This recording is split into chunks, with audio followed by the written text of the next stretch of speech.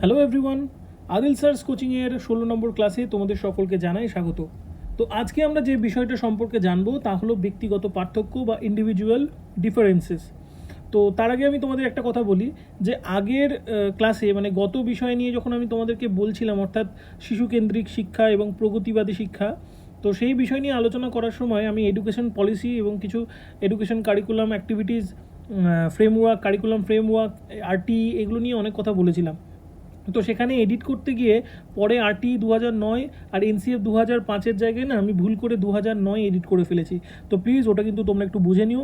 আর যদি তোমাদের এই পলিসি বা কারিকুলাম নিয়ে কোনো রকম প্রশ্ন থাকে তবে বলো, আমি নেক্সট ক্লাসে কোনো এক সময় আরটি, এনসিএফ, এনইপি এই সকল বিষয় নিয়ে বিস্তারিতভাবে তোমাদেরকে বুঝিয়ে বলে দেবো। তো চলো আর কথা না বাড়িয়ে আমি তোমাদের অনিক স্যার শুরু করছি আজকের ক্লাস, ব্যক্তিগত পার্থক্য। ব্যক্তিগত পার্থক্য বা ইন্ডিভিজুয়াল ডিফারেন্সেস। তো এই কথাটা কে বলেছিল? তো এই কথাটা বলার আগে বলে দিই যে ব্যক্তিগত পার্থক্যটা কি, মানে এটা যদি সংজ্ঞা আকারে আমরা পড়ি তাহলে কি পড়ব। তো কার্টার বি গুড 1959 মানে 1959-এ তার ডিকশনারি অফ এডুকেশনে, তার বইটাতে দুটো ব্যাখ্যা করেছিল। কি বলেছিলেন, মানে ব্যক্তিগত পার্থক্য কি সেটা সংজ্ঞা হিসেবে কি বলেছিলেন? প্রথমটা বলেছিলেন যে কোনো একটি বা একাধিক বৈশিষ্ট্যের প্রেক্ষিতে ব্যক্তি সকলের মধ্যে যে পার্থক্য বা বৈষম্য দেখা যায় তাকেই ব্যক্তিগত পার্থক্য বলে। ওকে। আর সেকেন্ড যেটা ব্যাখ্যা দিয়েছিলেন সেটা বলেছিলেন যে ব্যক্তিগত পার্থক্য বলতে বোঝায় সেই সব পার্থক্যের সমষ্টি যা একজন ব্যক্তির সঙ্গে অন্যজনের পার্থক্য ঘটায়। তাহলে আমরা বলতে গেলে কি বলতে পারি যে ব্যক্তিগত পার্থক্য মানে এমন একটা জিনিস যেটা প্রত্যেক শিশু বা শিক্ষার্থী, যেহেতু সিডিপি তাই শিশু নিয়ে আমরা বারবার আলোচনা করছি, বা মানে ব্যক্তিগত পার্থক্য বলতে বোঝায় যে প্রত্যেক শিশু বা শিক্ষার্থী একটা অনন্য ব্যক্তি, মানে ইউনিক। তারা প্রত্যেকে স্পেশাল হয়, তারা প্রত্যেকে ইউনিক হয়, প্রত্যেকে এক্সক্লুসিভ হয়। ঠিক আছে, প্রত্যেকে এক্সক্লুসিভ, তারা প্রত্যেকে আলাদা, অনন্য হয়, এবং ফলে তাদের নিজেদের যে জ্ঞান আছে এবং তাদের যে বিভিন্ন বিকাশ আছে, তাদের যে নিজেদের ক্ষমতা আছে, তাদের প্রেরণা আছে, এইগুলো সব কিছুই কিন্তু প্রত্যেকের আলাদা আলাদা হয়। তাদের কোনো কিছুর প্রতি যে আকাঙ্ক্ষা, তাদের যে আগ্রহ, তাদের যে ইন্টারেস্ট, তাদের যে চাহিদা, এগুলোও কিন্তু সব কিছুই অন্যদের থেকে আলাদা হয়। তাছাড়া বলতে গেলে তাদের আইকিউ, তাদের বুদ্ধিমত্তা, ঠিক আছে, যেটা জিনগতভাবে একটা বাচ্চা পেয়ে থাকে, তাছাড়া অর্থনৈতিক, সামাজিক পার্থক্য, সেই সব কিছুই কিন্তু প্রত্যেকটাই কিন্তু আমাদের আইডেন্টিটি মানে আলাদা আলাদা করে রাখে, মানে প্রত্যেকটা ক্ষেত্রে আলাদা আলাদা। তার জন্য কিন্তু সেটা ইন্ডিভিজুয়াল একটা আলাদা পার্থক্য এনে দেয়। তাহলে ব্যক্তিগত পার্থক্য বলতে কি সেটা আমরা কিন্তু ভালো করে বুঝে গেছি, বা এটা মোটামুটি ওভারঅল আমরা জানি। তাহলে আজকে আমরা এই বিষয় থেকে কি কি জানবো? প্রথমেই আমাদের যেটা জানা প্রয়োজন সেটা হচ্ছে এই ব্যক্তিগত পার্থক্যের ব্যক্তিগত প্রভাব কি হতে পারে, এর প্রকৃতি কী, কী কী দিক থেকে এটা আমরা পেয়ে থাকি, বা কোন কোন দিকগুলো ব্যবহার করব আমরা অ্যাজ এ টিচার বাচ্চাদের ক্ষেত্রে। কারণ দেখো, এখানে স্টার্ট দিয়ে আমি একটা কথা লিখেছি, সেটা হচ্ছে ইনক্লুসিভ এডুকেশন। এই টার্মটার সাথে আমরা সবাই কম বেশি পরিচিত। এখানে আমি এক্সক্লুসিভ কথাটা লিখেছি কিসের ক্ষেত্রে? যখন ব্যক্তিগত পার্থক্য হচ্ছে, মানে প্রত্যেকে যে ইউনিক, এই ইউনিকটাকেই আমি এক্সক্লুসিভ বলতে পারছি। কিন্তু এইরকম প্রত্যেকটা এক্সক্লুসিভ বাচ্চাকে নিয়ে যখন একসঙ্গে মানে একটা ক্লাসের পরিবেশ করা হচ্ছে, সেটাকে কিন্তু আমরা ইনক্লুসিভ এডুকেশন বলছি। তাহলে ইনক্লুসিভ এডুকেশনটা কি সেটা একটু শর্টে আমি তোমাদের বলে দিই। ইনক্লুসিভ এডুকেশন হলো এমন একটা শিক্ষা পদ্ধতি যেখানে বিভিন্ন ডাইভার্সিটি আমরা মেনটেন করছি, যেখানে বিভিন্ন রকমের বাচ্চারা অংশগ্রহণ করছে। হ্যাঁ, প্রত্যেকের আলাদা আলাদা ব্যাকগ্রাউন্ড আছে এবং প্রত্যেকটা বাচ্চা স্পেশাল আছে, অনেক স্পেশাল চাইল্ড থাকতে পারে, মানে যেটা CWSN বলতে পারি, children with special need.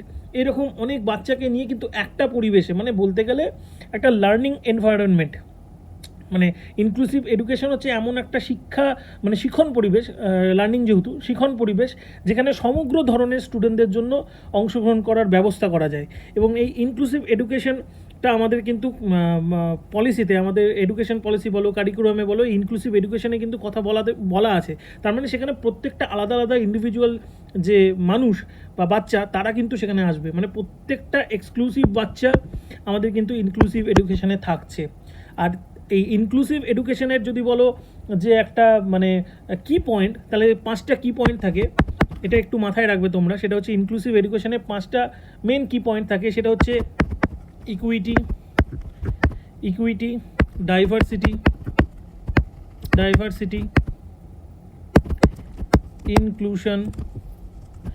Inclusion, ঠিক আছে, তারপরে অ্যাক্সেসিবিলিটি। জাস্ট বলে দিচ্ছি, মানে লেখার ওপর লেখা হচ্ছে বলে হয়তো স্পষ্ট আসছে না, তোমরা শুনে নাও, শুনে লিখে নিতে পারো। একটা হচ্ছে অবভিয়াসলি সাপোর্ট। এটাই কিন্তু আমাদের ইনক্লুসিভ এডুকেশনের কি পয়েন্ট, এই 5টা কি পয়েন্ট কিন্তু মেন। ঠিক আছে, এখানটা অনেক মানে ছোটোর মধ্যে হয়ে গেল, আমি এখানটা মুছে দিচ্ছি।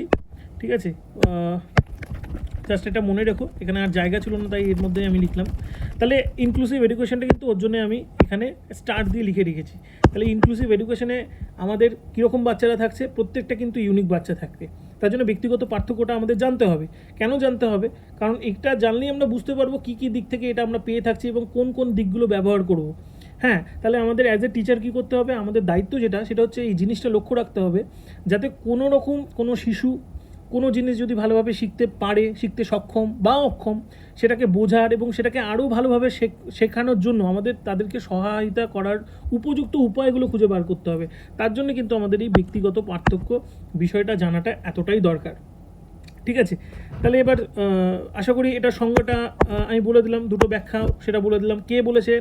সেটা হচ্ছে কার্টার বি গুড। কত সালে বলেছেন? 1959। তার ডিকশনারি অফ এডুকেশন এই বইয়ে কিন্তু তিনি এই দুটো ব্যাখ্যা দিয়েছিলেন। এবার এই যে ব্যক্তিগত পার্থক্যের কথা, এটা প্রথম কে বলেন? প্রথম বলেন কিন্তু স্যার ফ্রান্সিস গাল্টন। তাহলে গাল্টন কিন্তু প্রথম বলেছিলেন, কোথায় বলেছিলেন? হেরিডিটি জিনিয়াস, এই যে গ্রন্থ তার 1869 সালে, এই গ্রন্থে কিন্তু তিনি প্রথম এই ব্যক্তিগত পার্থক্যের কথা বলেন। মানে আইডেন্টিটি নয়, ইন্ডিভিজুয়াল ডিফারেন্সেস, এই কথাটা কিন্তু প্রথম ফ্রান্সিস গাল্টন বলেন তার হেরিডিটারি জিনিয়াস এই গ্রন্থে। ঠিক আছে, আর তাকে কি বলা হয়? ফাদার অফ ইউজেনেসিস, ফাদার অফ ইউজেনেসিস বলা হয় কাকে? ফ্রান্সিস গাল্টনকে। হয়ে গেল, চলে যাচ্ছি নেক্সট পেজে। এবারে ব্যক্তিগত পার্থক্যের কারণ। তো ব্যক্তিগত পার্থক্যের যে কারণগুলো মনোবিদগণ বলেছেন সেটা হচ্ছে দুটো। একটা হচ্ছে বংশধারা, একটা হচ্ছে পরিবেশ। মানে বংশধারার মাধ্যমে একটা ব্যক্তি মানে একটা শিশু বা শিক্ষার্থী তার ব্যক্তিগত পার্থক্য নিয়ে আসে, আরেকটা নিয়ে আসে পরিবেশের মাধ্যমে। তো এই বংশধারার উপর যারা যারা বক্তব্য দিয়েছিলেন যেসব মনোবিদ, তাদের মধ্যে কে কে আছে দেখো, একটু নামগুলো মনে রাখতে হবে। সেটা হচ্ছে গাল্টন, কার্ল পিয়ারসন আর ডাগডেল ইত্যাদি। আর পরিবেশের হয়ে বলেছিলেন কে? ক্যাটেল, ওয়াটসন, বারবারা আর ইস্টার ব্রুক এটসেট্রা। তো মানে পরিবেশবাদী এবং বংশধারাবিদ যারা ছিল, মানে জেনেটিকটাকে যারা প্রায়োরিটি দিয়েছিলেন, তো এদের মধ্যে বক্তব্য যেটা ছিল যে ব্যক্তিগত পার্থক্যের মেন কারণ হচ্ছে এই দুটো কারণ। অনেকে বংশধারার জন্য হয়, অনেকে পরিবেশের জন্য হয়। বংশধারার জন্য ওই যে আমি তখন কথাই বললাম যে আইকিউ, ঠিক আছে, বুদ্ধিমত্তা যেটা জিনগতভাবে পাচ্ছে। আবার পরিবেশের জন্য আমরা অনেক কিছু কি করছি, পরিবেশ থেকে আমরা শিখতে পাচ্ছি এবং পরিবেশের উপর অনেক কিছু ডিপেন্ড করছে। তো যাই হোক, এই বংশধারা পরিবেশ নিয়ে আমি বেশি ডিটেলসে কিছু বলবো না, কারণ অলরেডি এই বিষয়ে আমি আগের ক্লাস যখন হয়েছিল সামাজিকীকরণ বা সামাজিক বিকাশের যে চ্যাপ্টারগুলো প্রথম দিকে পড়েছিলাম, তখন কিন্তু এটা ডিটেলসে আমি খুব ভালোভাবে বুঝিয়ে দিয়েছিলাম। তো এটা নিয়ে আমি আর বেশি বলবো না। যারা আজকে প্রথম ভিডিওটা দেখছো তাদেরকে বলবো আগে কিন্তু প্লে লিস্টে যাও, প্লে লিস্টে গিয়ে আগে এই বিষয়টা ভালো করে জেনে নাও, সামাজিকীকরণটা বুঝে নাও এবং আমাদের বিকাশের যে প্রত্যেকটা ডোমেন এটা নিয়ে ক্লাস হয়ে গেছে ওটা বুঝে নাও, তাহলে কিন্তু এটা বুঝতে তোমাদের অনেক সুবিধা হবে। আমি কিন্তু পরপর সিরিজ ওয়াইজ কিন্তু প্লে লিস্টটা বানিয়েছি, আগে কোনটা এবং পরে কোনটা। ঠিক আছে, যাই হোক বলে দিলাম। এবার উডওয়ার্থ এখানে একটা কথা বলেছিলেন, সেটা হচ্ছে ব্যক্তিত্ব হলো, কারণ ব্যক্তিত্বের উপর ডিপেন্ড করছে অনেক কিছু। ব্যক্তিগত পার্থক্যর একটা অন্যতম ইম্পর্টেন্ট জিনিস হচ্ছে ব্যক্তিত্ব, কারণ প্রত্যেকের ব্যক্তিত্ব আলাদা। আমাদের প্রত্যেকের ব্যক্তিত্ব আলাদা, এটাই কিন্তু আমাদেরকে কি করে? ইউনিক করে রাখে, আমাদেরকে এক্সক্লুসিভ করে রাখে অন্যদের চেয়ে। তো এই ব্যক্তিত্ব হলো কি? বংশধারা এবং পরিবেশের গুণফল। তো বংশধারা ও পরিবেশের গুণফল এটা নিয়েও আগে আমি আরও ডিটেলসে বলেছি, বাট এখানে আমি জাস্ট বলে রাখলাম যে উডওয়ার্থ কী কথাটা বলেছিলেন। ঠিক আছে, তো চলে যাচ্ছি এবার নেক্সট পেজে। সেখানে হচ্ছে ক্লাসিফিকেশন অফ ইন্ডিভিজুয়াল ডিফারেন্সেস। তো আমাদের শ্রেণীবিন্যাস যদি বলা হয় যে ব্যক্তিগত পার্থক্যের শ্রেণীবিন্যাস, সেটা দুরকমভাবে হয়েছে, যেটা আমি বললাম একটু আগে, যে এই যে তোমার ব্যক্তিগত পার্থক্যের প্রকারভেদ, ঠিক আছে, ব্যক্তিগত পার্থক্যের প্রকারভেদ বা ক্লাসিফিকেশন, সেটা দুরকম বলেছে। একটা হচ্ছে অর্জিত মানে পরিবেশ, যেটা একটু আগের পেজেই দেখলাম, আর একটা হচ্ছে বংশধারা, সেটা হচ্ছে সহজাত। তার মানে অর্জিত যেটা আমরা পাচ্ছি সেটা হচ্ছে আমরা পরিবেশ থেকে, আর সহজাত যেটা আমরা নিয়ে জন্মাচ্ছি সেটা হচ্ছে বংশগত। কি কি পাচ্ছি দেখো, আমরা দৈহিকভাবে আলাদা হয়, প্রত্যেকের চেহারা আলাদা, প্রত্যেকের হাইট আলাদা, প্রত্যেকের লুকস আলাদা, দৈহিকভাবে পাচ্ছি। মানসিকভাবে আমরা যে আইকিউটা যেটা আমি বললাম, বা প্রত্যেকের চিন্তা করার ক্ষমতা, চিন্তা ভাবনা, ঠিক আছে, প্রত্যেকের মানসিকতা, এই সমস্ত কিছু কিন্তু আমরা বংশগত থেকে অনেক বেশি পাই। মেজাজগত বলতে পারি, মানে অনেক কিছু মেজাজ আছে যেটা আমরা কিন্তু জিনগত পাই। মানে এরকম বলি না যে দেখো বাবাও খুব রাগী, ছেলেও হয়েছে রাগী। তো এই জিনিসগুলো কিন্তু সহজাত, মানে এগুলো কিন্তু বংশগতভাবে আমরা পেয়ে থাকছি। আর এগুলো কিন্তু ব্যক্তিগত পার্থক্যের অন্যতম কারণ। আর আমরা অর্জিত কী কী পাচ্ছি, মানে আমরা পরিবেশ থেকে কী কী অর্জন করছি, যেগুলো আমরা পরিবেশ থেকে শিখছি, সেগুলো হচ্ছে সামাজিক, সাংস্কৃতিক, প্রাক্ষবিক এবং শিক্ষাগত। এই যে জিনিসগুলো, এগুলোও কিন্তু আমরা মানে আমাদের মধ্যে ব্যক্তিগত পার্থক্যের অন্যতম কারণ। কেন দেখো, এক একজন এক একটা সমাজ থেকে আসছে, তাদের সামাজিক ব্যাকগ্রাউন্ড কী আছে তার উপর ডিপেন্ড করে কিন্তু আরেকজনের সাথে আরেকজনের আমাদের মধ্যে পার্থক্য থাকে। সাংস্কৃতিক দিকটাও যেহেতু সামাজিকের মধ্যেই পড়ছে, মানে পরিবেশের মধ্যেই পড়ছে, সাংস্কৃতিক দিকভাবেও আমরা প্রত্যেকে আলাদা, ঠিক আছে। কেউ হিন্দিভাষী, কেউ বাংলাভাষী, কেউ উর্দু, কেউ তামিল, কেউ তেলেগু। তো এই সংস্কৃতিটাও আলাদা হচ্ছে। প্রাক্ষবিকভাবে বলতে গেলে এটাও ডিপেন্ড করছে, কারণ এই পরিবেশের উপরই কিন্তু প্রাক্ষবিক ব্যাপারটা ডিপেন্ড করছে। আর শিক্ষাগতটাও আমরা বিভিন্ন পরিবেশে, কেউ ইংলিশ মিডিয়ামে পড়লো, সেখানকার একরকম শিক্ষা পেলো, কেউ বেঙ্গল মিডিয়াম থেকে পড়ছে, কেউ আদার্স অন্যান্য মিশন থেকে পড়ছে। তো প্রত্যেকটা জিনিস কিন্তু একটা মানুষকে ইউনিক করছে অন্যদের থেকে।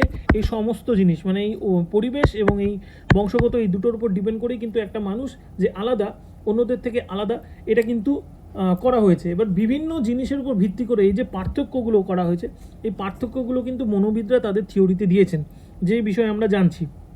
এবার নেক্সট যে জিনিসটা আছে, দেখো নেক্সট বিষয়টা, সেটা হচ্ছে প্রভাব বিস্তারকারী উপাদান।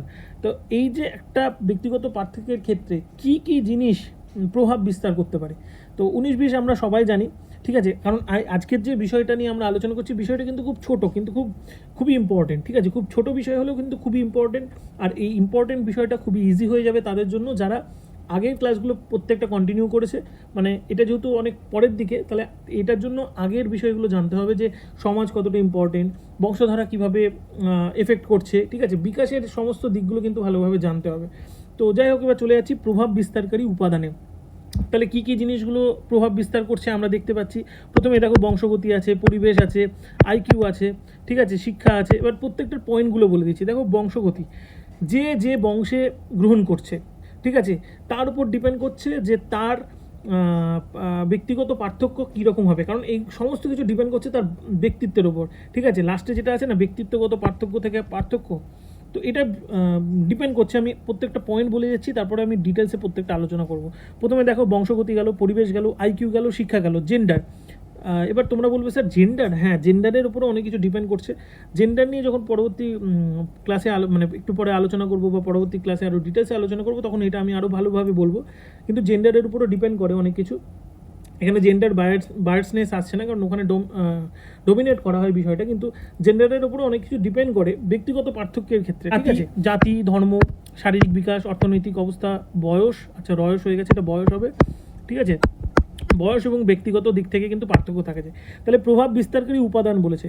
তো এই যে ব্যক্তিগত পার্থক্যের জন্য প্রভাব বিস্তারকারী উপাদানের মধ্যে বংশগতি, আমরা প্রত্যেকে আলাদা আলাদা বংশে জন্মাচ্ছি, প্রত্যেকের বংশটা আলাদা, যে যেমন বংশে জন্মাচ্ছে তার উপর কিন্তু তার ইউনিকনেসটা ডিপেন্ড করছে। পরিবেশ অবশ্যই ম্যাটার করে, কেউ ভালো পরিবেশে থাকলে ভালোভাবে মানুষ হবে, কারো পরিবেশ যদি একটু খারাপ হয়, কারো পরিবেশ যদি তার পক্ষে না থাকে, অনুকূল না থাকে, ঠিক আছে, তাহলে সেখানে তার ব্যক্তিগত পার্থক্য আলাদা হবে। আইকিউ ডিপেন্ড করছে, ঠিক আছে। সবাই সব কিছু, কেউ ধরো ইজিলি বুঝে যায়, কাউকে একটু বেশি বোঝাতে হয়, কাউকে অনেক বেশি করে বোঝাতে হয়।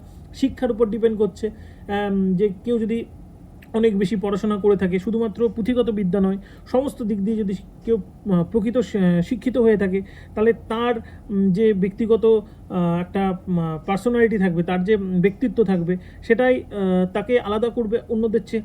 এটা ডিপেন্ড করছে। জেন্ডার ডিপেন্ড করছে কিছু কিছু ক্ষেত্রে, ঠিক আছে, কিছু কিছু ক্ষেত্রে, এবং ডিটেলসটা আমি বারবার বলছি, জেন্ডারের ক্লাসে আমি ভালো করে বুঝিয়ে দিচ্ছি।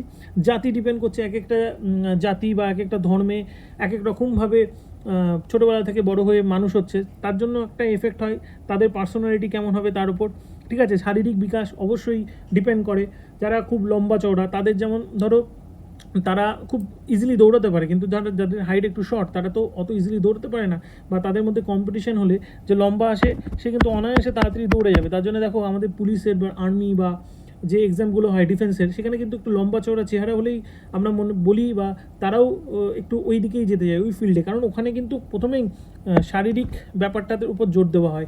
শারীরিক মেজারমেন্টে কিন্তু যারা হাইটে বড়, লম্বা চওড়া চেহারা, সেটাতে চলে যায়। কারণ এটা যেহেতু একটা প্রশাসনিক বিভাগ, সেখানে কিন্তু এই জিনিসটা দরকার হয়। তার জন্য দেখো এক একটা পরীক্ষার ক্ষেত্রে এক একটা রকম হয়ে যায়। আমি বোঝানোর ক্ষেত্রে বললাম শারীরিক বিকাশ, অর্থনৈতিক অবস্থা, কারো যদি অর্থনৈতিক অবস্থা খুব ভালো হয়, কারোর যদি অর্থনৈতিক অবস্থা খুব খারাপ হয়, তাহলে তাদের মধ্যেও তো আমরা পার্থক্যটা বুঝতে পারি, ইন্ডিভিজুয়াল যে ডিফারেন্সেস সেটা তো বুঝতে পারি। বয়সের উপর ডিপেন্ড করে। একটা মানুষ যদি 18 বছর বয়সে একরকম অভিজ্ঞতার সম্মুখীন, তার জন্য তার একটা ইউনিকনেস আলাদা থাকবে, কিন্তু সেই মানুষটাই যখন 40-এ চলে যাবে, তার মধ্যে পার্সোনালিটি চেঞ্জ হবে। সে সামাজিক কারণে হোক, তার জেনেটিক কারণে হোক, বা যে কারণেই হোক, এগুলো কিন্তু প্রভাব বিস্তার করছে আলাদা করার জন্য। কারণ এরকম অনেক আছে যারা 18 বছরে খুব মানে ক্যাজুয়াল ছিল, ঠিক আছে, অত বেশি মানে সিরিয়াস ছিল না, কিন্তু যখন তার বয়স আস্তে আস্তে বাড়ছে বা 32-33-এ গিয়ে দেখতে পাচ্ছি সে খুবই সিরিয়াস হয়ে গেছে এবং সে পুরো অন্য একটা মানুষ হয়ে গেছে। তা সে মানুষটা করলো কি? এক তো পরিবেশ করলো, তার উপর নিজের অভিজ্ঞতা তাকে করলো। তো এইগুলোও ডিপেন্ড করছে, বয়সও কিন্তু আমাদের প্রভাব বিস্তার করছে, যে একটা মানুষকে আরেকটা মানুষ থেকে আলাদা করার জন্য যে ব্যক্তিগত পার্থক্যের অন্যতম প্রভাব বিস্তারকারী উপাদান হচ্ছে বয়স। তাছাড়া কি লাস্টে যেটা লিখেছি সেটা হচ্ছে ব্যক্তিত্বগত দিক থেকে পার্থক্য, মানে পার্সোনালিটি ওয়াইজ কিন্তু আমরা সবাই আলাদা থেকে যাই। এই পার্সোনালিটির উপরই ডিপেন্ড করছে এতগুলো জিনিস, সেখান থেকেই কিন্তু একটা মানুষের পার্সোনালিটি বা ব্যক্তিত্বটা গড়ে ওঠে, এবং প্রত্যেকের ব্যক্তিত্ব আলাদা, এবং সেখান থেকে কিন্তু একে অপরের কাছ থেকে আমরা আলাদা হই। ঠিক আছে, আশা করি তোমাদের বোঝাতে পারলাম। এবার চলে যাচ্ছি যে সাধারণভাবে যে যে দিকের উপর ব্যক্তিগত পার্থক্য দেখা যায়, কিসের উপর দেখা যায়, এই যে PSCE এই কথাটা লিখেছি, এই কথাটা যারা পুরনো স্টুডেন্ট আমার বা প্রত্যেকটা ক্লাস যারা দেখেছো তারা কিন্তু দেখেই বলতে পারছো যে এটা হচ্ছে বিকাশের প্রত্যেকটা ডোমেন। প্রত্যেকটা ডোমেনের কথা বলেছি, মানে ফিজিক্যাল, সোশ্যাল, কগনিটিভ, আর একটা হচ্ছে ইমোশনাল।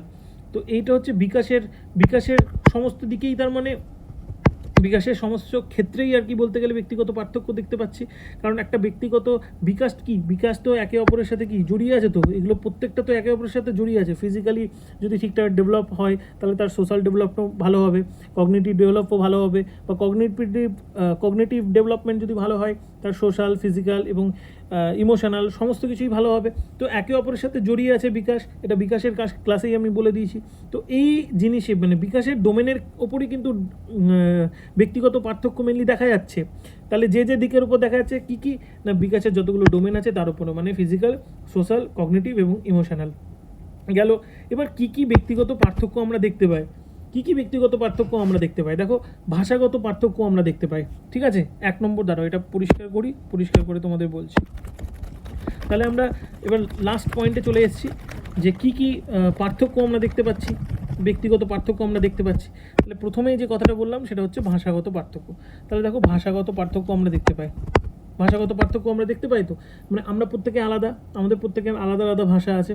ঠিক আছে, আমরা প্রত্যেকে আলাদা আলাদা ভাষায় কথা বলি। তাহলে আমাদের এই জিনিসটা কেন হচ্ছে, ধরো একটা ক্লাসের মধ্যে, ঠিক আছে, যেহেতু ইনক্লুসিভ এডুকেশন, ক্লাসরুমের মধ্যে তো বহু ভাষাভাষীর স্টুডেন্ট থাকবে, বহু ভাষাভাষী শিশু আছে, বাচ্চা আছে, এবং তাদের কি ভাষাগত পার্থক্য আছে। কেউ হিন্দি বলছে, কেউ বাংলা বলছে, কেউ পাঞ্জাবি বলছে, কেউ সাঁওতালি বলছে, কেউ তামিল বলছে। মানে তামিলে ওইদিকে হলো না, আমাদের ওয়েস্ট বেঙ্গলের কথাই যদি বলি, খুব কম আছে যে সাউথ ইন্ডিয়ান, ধরো সাঁওতালি বলছে, সাঁওতাল ভাষা বলছে, বা কোলমুন্ডা, এইসব ভাষাগুলো বলছে। তখন কি হবে, তোমার যদি সেই ভাষা ভালো বোঝার ক্ষমতা আছে, বা সেই ভাষাটা তুমি জানো, তাহলে তুমি ভালোভাবে ওদের সাথে ইন্টারাকশন করতে পারছো। আর যদি না হয় তাহলে কি হচ্ছে, একটা মানে পার্থক্য থেকে যাচ্ছে, মানে তুমি বোঝাতে পারছো না। যে ধরো তোমার ভাষা ভালো বোঝে, মানে বাংলায় ধরো বুঝতে পারছে, তাকে তুমি ভালোভাবে ক্লাস করাতে পারলে, তাহলে কি যে স্টুডেন্টটা বাংলা অত ভালো বুঝতে পারে না, সে কি ক্লাস করতে পারবে না? সেটা তো সম্ভব না। তার ব্যাপারটাও তো তোমায় বুঝতে হবে, বা তার ভাষাটা তোমায় হয় শিখতে হবে, নাহলে তার সাথে কমিউনিকেশন করার তোমার একটা মাধ্যম জানতে হবে। তাহলে আমরা কি প্রত্যেকে যেহেতু ভাষাগতভাবে আলাদা আলাদা হতে পারি, তাহলে এটাও একটা ডিপেন্ড করছে কি প্রত্যেকটা মানুষ যে ব্যক্তিগত পার্থক্যের ক্ষেত্রে ভাষাগত কারণ একটা লক্ষ্য করতে পারছি। তারপর আবার বলতে গেলে এই ভাষার যে বিকাশ, সেক্ষেত্রেও কিন্তু আলাদা আলাদা ব্যাপার দেখা যাচ্ছে। মানে ভাষার বিকাশ বলতে দেখো যে বাংলায় ভাষা, কিন্তু তার হয়তো গঠন প্রকৃতি সে বুঝতে পারছে না, তার গঠন প্রকৃতিটা বাচ্চাটার আসেনি। ঠিক আছে, বাংলা ভাষা বা যে ভাষাটাই বলছি সেই ভাষাটাই হচ্ছে, কিন্তু তার বিকাশ ঠিকঠাক হয়নি। ভাষার ক্ষেত্রে বিকাশ ঠিক নয়, ল্যাঙ্গুয়েজ ডেভেলপমেন্ট ঠিকঠাক হয়নি। তাহলে ল্যাঙ্গুয়েজ ডেভেলপমেন্ট ঠিকঠাক না হলেও সেটা একটা ব্যক্তিগত পার্থক্য হয়ে যাচ্ছে। কেন? কারণ যে ভালো বুঝতে পারে বা যে ভালো বলতে পারে, তার সাথে কমিউনিকেশনটা খুব তাড়াতাড়ি হয়ে যাচ্ছে। কিন্তু যে ধরো ভাষার বিকাশ একটু ল্যাক আছে, যার ভাষার বিকাশ অত ভালো হয়নি, তার সাথে কি হচ্ছে, কমিউনিকেশনটা আমাদের ঠিকঠাক হচ্ছে না, তাহলে এর ফলে কি হচ্ছে, এটাও কিন্তু ব্যক্তিগত পার্থক্যই আমরা দেখতে পাচ্ছি। তা আমাদের কিন্তু এই সমস্ত জিনিস খেয়াল রাখতে হবে এবং আমাদের মাথায় রাখতে হবে যে কেউ কোনো কিছুতে সক্ষম বা অক্ষম সেটা কিন্তু আমাদের বুঝে নিয়ে তাদেরকে ভালোভাবে শেখাতে আমাদের সাহায্য করতে হবে, কেন আমরা হচ্ছে ফ্যাসিলিটেটার। তাই আমাদেরকে কিন্তু এই উপযুক্ত উপায়গুলো জেনে নিতে হবে। আমাদের মাথায় সবসময় রাখতে হবে আমাদের কিন্তু পক্ষপাত করলে চলবে না, আমাদের কিন্তু পক্ষপাত শূন্য হয়ে থাকতে হবে। তারপর কি আছে, উচ্চারণগত অসুবিধা হতে পারে, ভাষার ক্ষেত্রে উচ্চারণগত অসুবিধা হতে পারে। মানে ধরো যে CWSN এর কথা বললাম, সে চিলড্রেন উইথ স্পেশাল নিড, সেখানে ধরো কেউ তোতলা, সে হয়তো ঠিকঠাকভাবে উচ্চারণ করতে পারছে না, অন্যদের সাথে এখানেও পার্থক্য থেকে যাচ্ছে, কিন্তু সেখানটাও আমাদেরকে মাথায় রাখতে হবে, কারণ কগনিটিভ ডেভেলপমেন্টের ওপরেই কিন্তু এই ভাষার ডেভেলপমেন্ট, ল্যাঙ্গুয়েজ ডেভেলপমেন্টটা ডিপেন্ড করছে। তাহলে আমাদের ল্যাঙ্গুয়েজ ডেভেলপমেন্ট ডিপেন্ড করার জন্য আমাদের কি কগনিটিভ ডেভেলপমেন্টটা তার ঠিকঠাক আছে কিনা সেটাও আমাদের খেয়াল রাখতে হবে। তো এত কিছু কিন্তু আমাদের অ্যাজ এ টিচার মাথায় রাখতে হবে। তারপর দেখো, জাতি, ধর্ম, সংস্কৃতি, এটাও কিন্তু প্রত্যেকের আলাদা। জাতিগত, ধর্মগতভাবে প্রত্যেকের ড্রেস, কথা বলা, চাল চলন, আদব কায়দা, এগুলোও চেঞ্জ থাকে। তাহলে এগুলোও ব্যক্তিগত পার্থক্যের অন্যতম কারণ। লিঙ্গগত পার্থক্য, যেটা আমি বললাম, মানে জেন্ডারের কথা প্রথমেই, যেটা এটার একটা উদাহরণ দিচ্ছি পরে। তো এই জেন্ডারগত কি সমাজ শিখিয়ে দিচ্ছে, আলাদা আলাদাভাবে কিন্তু সমাজ শিখিয়ে দিচ্ছে যে এটা করা উচিত বা এটা করা উচিত না। যেখানে জেন্ডার বায়াসে কী হচ্ছে, ডোমিনেট করা হয়, ঠিক আছে। সবাই কিন্তু সব কিছু করতে পারে, সবাই মানে ছেলে মেয়ে বলে আলাদা, এই ছেলে এটা পারে, মেয়ে এটা পারবে না, এরকম কিন্তু কোনো ব্যাপার নেই। কিন্তু সমাজ আমাদেরকে অনেক সময় শিখিয়ে দেয় এবং সেটা মানসিকভাবে এতটাই এফেক্ট হয়, তখন মনে হয় ও আচ্ছা, এটা তো মেয়েরা করে বা এটা তো ছেলেরা করে, এটা করলেও কিন্তু হবে না, ঠিক আছে। আমাদেরকে উদাহরণ দিতে হবে ভালো করে, যেমন এমন কোনো কাজ যেটা ছেলেরা করতে পারে, কেন মেয়েরা করতে পারে না, মেয়েরাও তো করতে পারে। এখন তো আমাদের কাছে প্রচুর ভুরি ভুরি উদাহরণ আছে, সে প্রত্যেকটা উদাহরণ আমরা দিয়ে দিতে পারি যে ছেলেদের গায়ের জোর বেশি, ছেলেরা ভালো মারপিট করতে পারে বা বক্সিং ভালো করতে পারে। না না না, মোহাম্মদ আলী শুধু নয়, আমাদের মেরি কমও আছে। তাহলে প্রত্যেকটা ফিল্ডের আমাদের উদাহরণ দিতে হবে, ঠিক আছে, যে কোনো ফিল্ডেই যেন জেন্ডার বায়াস ব্যাপারটা না থেকে যায়। তাহলে এইভাবে আমাদেরকে উদাহরণ দিতে হবে যাতে জেন্ডার বায়াসনেসটা তাদের মধ্যে চলে যায়। কিন্তু এই যে লিঙ্গগত পার্থক্য, এটাও তো আমাদের কোথাও গিয়ে ব্যক্তিগত একটা পার্থক্যের কারণ। হ্যাঁ, যেমন ধরো উদাহরণ হিসেবে বলি, মানে ছেলে মানে একটু টাফ, তার মানে ছেলেরাই মানে বাইরে কাজ করবে, ঠিক আছে। মেয়েরা যদি শিক্ষিত হয়, কাজ করে, ঠিক আছে, বাড়িতে থেকেই কাজ করুক, এরকম একটা পরিবেশ আমাদেরকে শিখিয়ে দেওয়া হয়। তো এই জিনিসগুলো থেকেও আমাদেরকে কী করতে হবে, এখান থেকে বেরিয়ে আসতে হবে এবং এই জিনিসগুলো মাথায় রাখতে হবে। কারণ এই জিনিসগুলো যদি ইউনিক, মানে সবাই যদি ইকুয়াল হয়ে যায় এইসব ব্যাপারে, তাহলে কিন্তু ব্যক্তিগত পার্থক্য থাকে না, কিন্তু এই ব্যক্তিগত পার্থক্যটা সারা জীবনই থাকবে, ঠিক আছে। পরিবারগত পার্থক্যের কারণে ব্যক্তিগত পার্থক্য হয়, এক একটা পরিবারে এক এক রকম, ঠিক আছে। তো পরিবারগত পার্থক্য একটা কারণ থাকছে। প্রাক্ষভিক, যে উদাহরণটা দিলাম, প্রাক্ষভিক পার্থক্য, ঠিক আছে, স্বভাবগতভাবে অনেকে হয় নেচার, কারণ নেচার হচ্ছে ইন্ট্রোভার্ট, কেউ কেউ হয়তো এক্সট্রোভার্ট, ঠিক আছে, কেউ কথা বলতে বেশি ভালোবাসে, কেউ হয়তো একদম কম কথা বলতে ভালোবাসে। তো এগুলোও তো পার্থক্য, মানে ব্যক্তিগত পার্থক্যের অন্যতম কারণ, ঠিক আছে। দৈহিক গঠনের যে পার্থক্য, যেটা আমি বললাম, সেটা একটা ব্যাপার। পার্সোনালিটি ওয়াইজ, ঠিক আছে, এক একজনের এক এক রকম পার্সোনালিটি থাকে, ইনডোর আউটডোর পার্সোনালিটি, মানে ইন্ট্রোভার্ট এক্সট্রোভার্টের মধ্যেই পড়ে যাচ্ছে, ঠিক আছে। স্কিলের মাধ্যমে এই যে ধরো কেউ মানে আইকিউ, যেটা আমি বলছিলাম, যেটা জিনগতভাবে অনেকটাই ডিপেন্ড করে, কিন্তু কেউ যদি বেশি স্কিলের উপর জোর দিয়ে তার আইকিউকে কেউ যদি বাড়ায়, তাহলে অবভিয়াসলি সেখানেও তো একটা ব্যক্তিগত পার্থক্য মানে চলে আসছে। তাহলে ব্যক্তিগত পার্থক্যের কতগুলো পয়েন্ট আমরা পেয়ে গেলাম, দেখো। তাছাড়া কি, এই যে শিক্ষার ক্ষেত্রে এই যে ব্যক্তিগত পার্থক্য আমরা যে বুঝবো, কেন বুঝবো, কী জন্য বুঝতে যাবো, আমি যে বললাম ব্যক্তিগত পার্থক্যটা আমাদের বোঝাটা খুবই দরকার, কারণ শিক্ষার ক্ষেত্রে ব্যক্তিগত পার্থক্য বোঝার গুরুত্বই হচ্ছে তাহলে আমরা শিক্ষার্থীদের শারীরিক, সামাজিক, সাংস্কৃতিক পার্থক্যের জন্য তাদের যত্ন যাতে সঠিকভাবে নিতে পারি, ঠিক আছে। আমাদের মানে শিক্ষকদের আমাদের আদর্শ কী, আমরা যেন তাদেরকে আদর্শ একটা পরিবেশ দিতে পারি, কারণ তাদের কারোর যেন কোনো ব্যাকগ্রাউন্ড বা কারোর যেন কোনো রকম মানে যেগুলো নিয়ে তারা এসছে, অর্জিত হোক বা যেটা সহজাত হোক, সেগুলো শুধু তার উপর যেন আমরা কোনো কিছু বিচার না করি। আমরা যেন আমাদের শিক্ষার আদর্শ একটা পরিবেশ তৈরি করতে পারি, যেখানে মানে সহায়ক পরিবেশ যেন সবাই পেতে পারে, মানে সবাইকে যেন আমরা সমান ভেবে শিক্ষাদান করতে পারি। এটার জন্য আমাদের কিন্তু এই ব্যক্তিগত পার্থক্য, এই জিনিসটা মাথায় রাখতে হবে। এবার কিভাবে করতে পারি, উদাহরণ হিসেবে বলছি, ধরো ছাত্রদের বা স্টুডেন্টদেরকে আমরা গ্রুপে ভাগ করে দিলাম, ঠিক আছে, গ্রুপে ভাগ করে দিলাম এবং সেই গ্রুপে মানে প্রত্যেকটা মানে এক্সেলেন্ট একটা গ্রুপ হলো, খুব ভালো, খুব তাড়াতাড়ি বুঝে যায়, একটা মিডিওকার যাদেরকে একটু একটু টাইম লাগে, একটা হচ্ছে পুয়ার, একজন হচ্ছে একটু কম বুঝছে। তো এইভাবে যদি আমরা গ্রুপে ভাগ করে তাদেরকে যদি শিক্ষা দিতে পারি, ঠিক আছে, তাহলে কি হবে, সুবিধা হবে। হেটেরোজিনিয়াস, হোমোজিনিয়াস মানে হচ্ছে একই রকম, সিমিলার যাদের, সিমিলার হয়ে গেলে হোমোজিনিয়াস হয়ে গেল, আর হেটেরোজিনিয়াস মানে হচ্ছে আলাদা আলাদা, যেন প্রত্যেকেই যেখানে আলাদা হচ্ছে। তাহলে এইভাবে মিক্স করে কখনো কখনো ধরো যেভাবে এখন ক্লাসগুলোতে সেকশন হয়ে গেছে, ফার্স্ট মানে ওয়ান মানে সেকশানে কীরকম হচ্ছে, মানে 1 নম্বর বা খুব ভালো পড়াশোনায় যে তাক সে সব কিছু মেনটেন করবে না, তার সাথে দেখো 10 যে সেও থেকে যাচ্ছে, তাহলে কী হবে, গ্রুপ ডিসকাশন, যেটা বারবার বলছি পিয়ার গ্রুপ, মানে গ্রুপের মধ্যে গ্রুপ ডিসকাশনের মাধ্যমে একে অপরে ভালোভাবে চিনবে, যেখানে কোনো ভেদাভেদ থাকবে না, সবাইকে একরকমভাবে করে নেওয়া যাবে, কিন্তু একটা গ্রুপ থাকবে, এই গ্রুপটা আমাদেরকে টিচাররাই কিন্তু করবো, মানে এটার জন্য কিন্তু আলাদা সিলেবাস থাকবে না, ঠিক আছে, এগুলো আমরা অ্যাজ এ টিচাররা অবস্থা বুঝে ব্যবস্থা করব, ঠিক আছে। শিক্ষক হিসেবে আমাদের কী করতে হবে, পাঠ্যক্রম তৈরি করতে হবে, যেটা বললাম সিলেবাস তৈরি করতে হবে, শিক্ষার্থীদের স্বতন্ত্র মানে পার্থক্যের জন্য আমাদের কিন্তু এই সিলেবাসটা মানে এই পাঠ্যক্রমটা আমাদের কিন্তু তৈরি করতে হবে। কী করতে হবে, শিক্ষাদানের কৌশল আমাদের বুঝতে হবে, যে কীভাবে বোঝালে বা কীভাবে মানে শিক্ষাদানটা দিলে এই প্রত্যেকে বুঝতে পারবে, কারণ ইনক্লুসিভ এডুকেশনের ক্লাসরুমে তো সমস্ত রকম আছে, কিন্তু তার মধ্যে আমাদেরকে বুঝে নিতে হবে যাতে কোনো ছাত্র পিছিয়ে না পড়ে। এই নয় যে ওই যে বললাম ভাষাগত কারণেই হোক বা সংস্কৃতিগত লিঙ্গগত পার্থক্যের জন্য, যতগুলো কারণ বললাম যেগুলো হচ্ছে ব্যক্তিগত পার্থক্য আমরা দেখতে পাই, সেগুলো কোনো কারণের জন্য যেন কোনো স্টুডেন্ট পিছিয়ে না যায়, এটা আমাদের দেখতে হবে, আমাদের নিয়ন্ত্রণ করতে হবে, ঠিক আছে, আমাদের নিয়ন্ত্রণ করতে হবে ঠিকভাবে, যাতে প্রত্যেকটা জিনিস কোনো রকম যেন বায়াসনেস কাজ না করে, এই জিনিসটা আমাদের মাথায় রাখতে হবে।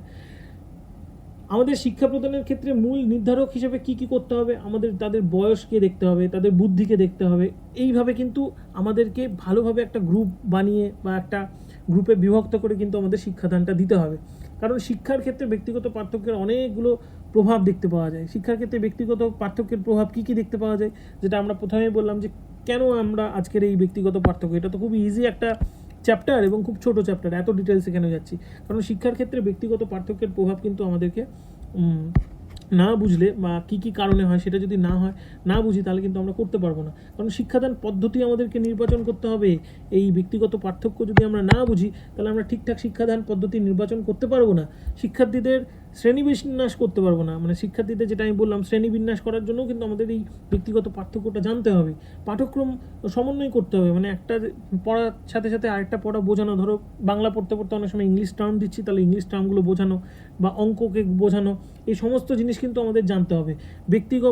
ব্যক্তিগত যে মনোযোগ সেটা দিতে হবে, প্রত্যেকে ইন্ডিভিজুয়ালি প্রত্যেকের দিকে নজর দিতে হবে, মানে কেউ আমার ভাষায় বলছে বা কেউ আমার জাতের বা কেউ আমার সংস্কৃতির জন্য তাকে বেশি প্রায়োরিটি, যে নয় তাকে নয়, এরকম ব্যাপারটা আমাদের মধ্যে রাখলে চলবে না, আমাদের ইনস্ট্রাকশন দিতে হবে ঠিকঠাকভাবে এবং সমন্বয় শিক্ষা দিতে হবে, এত কিছু জিনিস কিন্তু আমাদের করতে হবে। এবার এই যে ব্যক্তিগত পার্থক্য, এইটার কিন্তু একটা পরিমাপ করারও বিষয় আছে, তাই এই ব্যক্তিগত পার্থক্য আমরা পরিমাপ করব কী করে, ব্যক্তিগত পার্থক্য পরিমাপ না করলে তো আমরা কোনো কিছুকে গ্রুপে ভাগ করতে পারবো না বা বুঝতে পারবো না তো কোন স্টুডেন্ট বা কোন শিশুটা কীরকম, তার জন্য কিন্তু আমাদের রেটিং স্কেল আছে, সেই রেটিং স্কেলে আমরা বুঝতে পারি।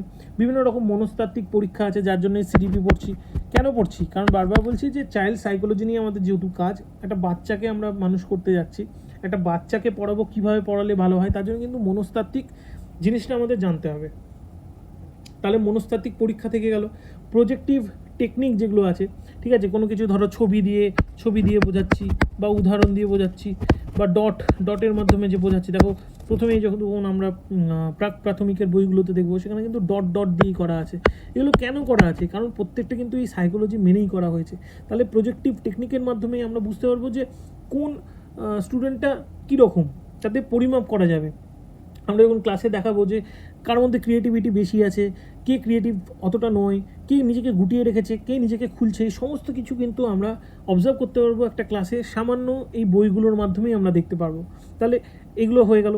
তারপরে কি আছে, তারপরে আছে লেখার মাধ্যমে, কাউকে হয়তো বললাম যে কোনো স্টুডেন্টকে বললাম আচ্ছা তুমি আমাকে এই বিষয়ে কিছু লেখো তো, বা প্রথম দিকে যখন আমরা একদম বাচ্চারা, অনেকে হয়তো অত বেশি ওপেন আপ হচ্ছে না, স্বাভাবিক পরিবেশটা আলাদা, স্কুলে এসছে প্রথম বাড়ির পরিবেশ নয়, তখন আমাদেরকে তাদের কাছে বন্ধুর মতো মিশতে হবে, তাদের মনের কথা জানতে হবে। তাদেরকে বললাম ভালো একটা ছবি আঁকো, কাউ একটু বড় হলে বললাম আচ্ছা তুমি এটা দুটো লেখো তো। তাহলে এইগুলোর মাধ্যমে কিন্তু তাদের আচরণগুলো আমরা বুঝতে পারবো, তাদের লেখার মাধ্যমে বুঝতে পারবো যে তার মনে কি চলছে, মানে এটাও আমরা কিন্তু মনস্তাত্ত্বিকভাবে দেখতে পাবো, আচরণগতভাবে বুঝতে পারবো। এবং সবচেয়ে বড় জিনিস যে এই ব্যক্তিগত পার্থক্য পরিমাপ করার জন্য ইভেন আমাদেরকেও যেটা দিতে হয় সেটা হচ্ছে ইন্টারভিউ কিছুই নয়, এই ইন্টারভিউয়ের মাধ্যমে কিন্তু একটা ব্যক্তিগত পার্থক্য পরিমাপ করা যায়। কারণ ইন্টারভিউয়ের মধ্যে কিন্তু এতগুলো যে বললাম, মনস্তাত্ত্বিক পরীক্ষা থেকে প্রজেক্টিভ টেকনিক, ঠিক আছে, আচরণগত সমস্ত কিছু কিন্তু পরীক্ষা করে নেয় ইন্টারভিউয়াররা। তারা কিন্তু আমাদেরকে দেখেই বুঝে নেয় যে ব্যক্তিগতভাবে আমরা কোথায় আছি, ঠিক আছে।